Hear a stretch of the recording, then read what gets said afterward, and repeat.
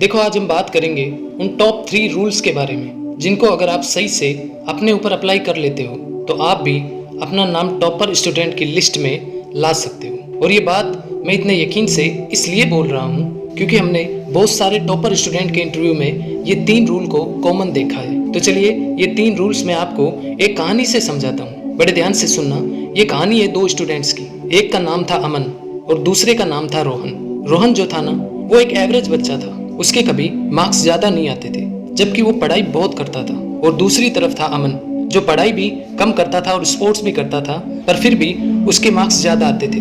और एक दिन दोनों एग्जाम की तैयारी कर रहे थे तो रोहन ने अमन से पूछा, यार अमन, एक बात बता, हम दोनों सेम टीचर से पढ़ते हैं, सेम बुक्स फॉलो करते हैं, और मैं तो तुझसे भी ज़्यादा पढ़ता हूँ, फिर भी तेरे मार्क्स इतने ज़्यादा और मेरे मार्क्स इतने कम क्यों? तो अमन कहता है कि देख भाई, इसके पीछे एक सीक्रेट ट्रिक है और ये वैदिक टाइम से चली आ रही है और मैं उसी ट्रिक को फॉलो करता हूँ। तो रोहन कहता है, ऐसी कौन सी ट्रिक है भाई? तो अमन बताता है कि उस टेक्निक का नाम है प्रोटेक्टिव और रूल।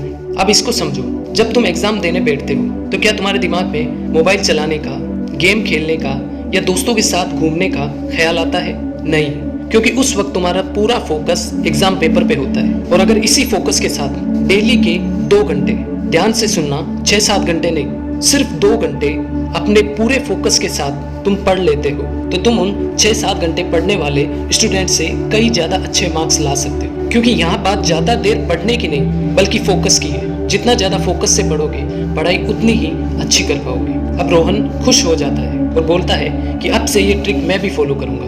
बट अमन, मुझे एक बात बता यार, जब भी मैं पढ़ने का सोचता हूँ तो ये डिसाइड नहीं कर पाता कि कौन सी बुक पढूं, कौन सा चैप्टर पहले पढूं, कौन सा चैप्टर बाद में पढूं, कौन कौन से टीचर से पढूं। तो इसका सॉल्यूशन बताया अमन ने, और वो ये है 1 रिसोर्स स्ट्रेटजी। ये रूल क्या कहता है? ये कहता है कि जब भी पढ़ने बैठो तो एक ही रिसोर्स से पढ़ो। अगर आपको मैथ पढ़नी है तो एक ही टीचर से पढ़ो। ऐसा नहीं कि एक चैप्टर यहाँ से, एक चैप्टर वहाँ से, ऐसा बिल्कुल भी नहीं पढ़ना। अगर आधा कहीं से और आधा कहीं से पढ़ोगे तो कभी भी पढ़ाई नहीं कर पाओगे और पूरा दिन कंफ्यूज ही रहोगे। और अगर आप इस रूल को फॉलो करोगे तो अपने टाइम को भी अच्छे से मैनेज करना सीख जाओगे। अब रोहन अमन से बोलता है, अब बस मेरी एक प्रॉब्लम का सॉल्यूशन बता दे। यार मेरे साथ ना ये होता है कि जब मैं एग्जाम हॉल में बैठता हूँ और जब एग्जाम पेपर पढ़ता हूँ तो मैं पढ़ी हुई सारी चीजें भूलने लगता हूँ। मैं सब पढ़ के जाता हूँ पर एग्जाम हॉल में पता नहीं क्यों भूल जाता हूँ। तो अमन इसका सॉल्यूशन बताता है कि यही फर्क है एक एवरेज और एक टॉपर स्टूडेंट के बीच। एग्जाम का डर।